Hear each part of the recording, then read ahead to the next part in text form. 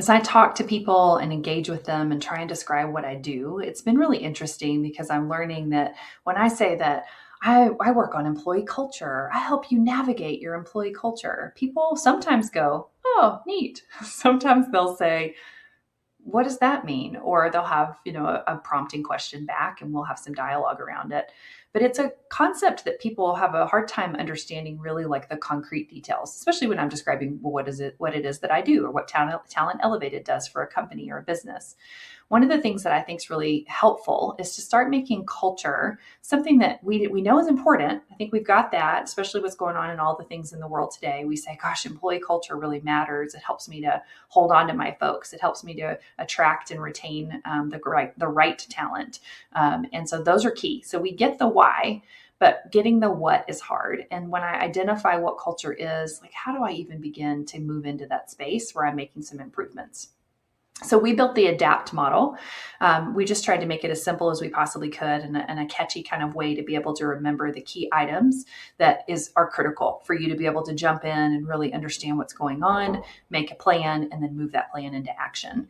And so A.D.A.P.T is this. It starts with adopt an intentional mindset. So first and foremost, I believe that we can spend some energy on culture and it will do something. If we're going to spend money or time or resources or spend, all these different things, let's make sure that it's going to go somewhere. If we walk in with a questioning attitude or a skeptical mindset, employees can sense it. They're really aware that you're saying, I'm not sure if this is going to work, but I think I'm supposed to. So let me step into it and we'll just kind of see.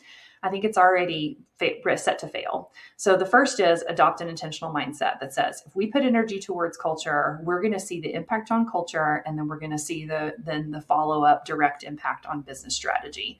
And believe it and tell yourself that over and over. Then you need to spend some energy in the D space, AD. D is define. Define your ideal culture. Get clear on where you're going. The other and the next A is assess your current culture. So one of the things that's really helpful with this is just go start asking people. Ask them, hey, I really want our culture to be this. Do you think it's there? And what do you think's missing? Tell me more. Lean in, be curious. So much of this is in your tone, in the way that you approach people, the way that you're really wanting to get some constructive feedback. People are going to test you on it. They're going to give you one piece. And if you handle it really well, and if you're like, oh, wow, I didn't realize that. Well, how do you know that's happening? Or what would you like to see different? And then maybe you go and you implement something or you try it out and you come back to them and you say, hey, Heather, I tried that.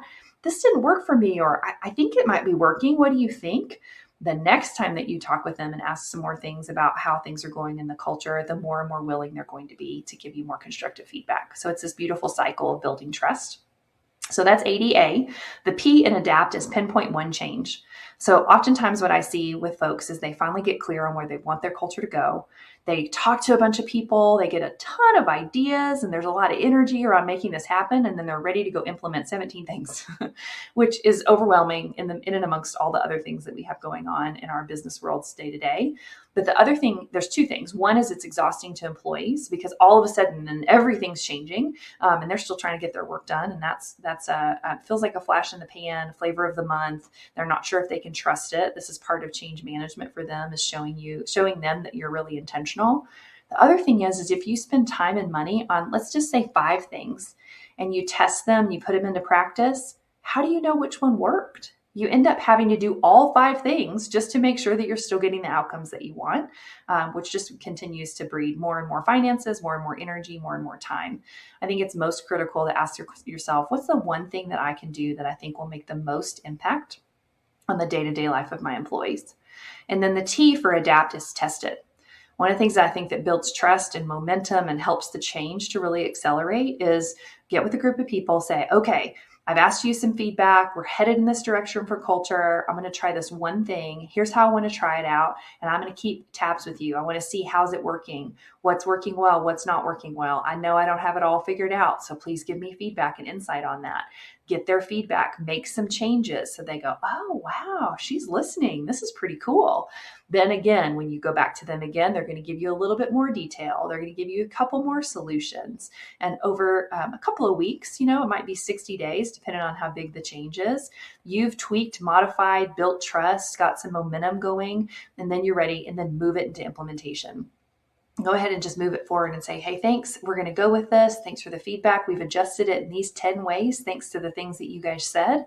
Let's put it in and let's see what it does over a longer period of time. And then you can let that one go. Maybe like not let it go, but let it move, let it continue, and see and watch and experience and be curious. And maybe you move on to another one in another 60 days, another 90 days. And you begin to layer and you look at this as the long game. So adapt is adopt that mindset. D is define your culture. A is assess your current culture.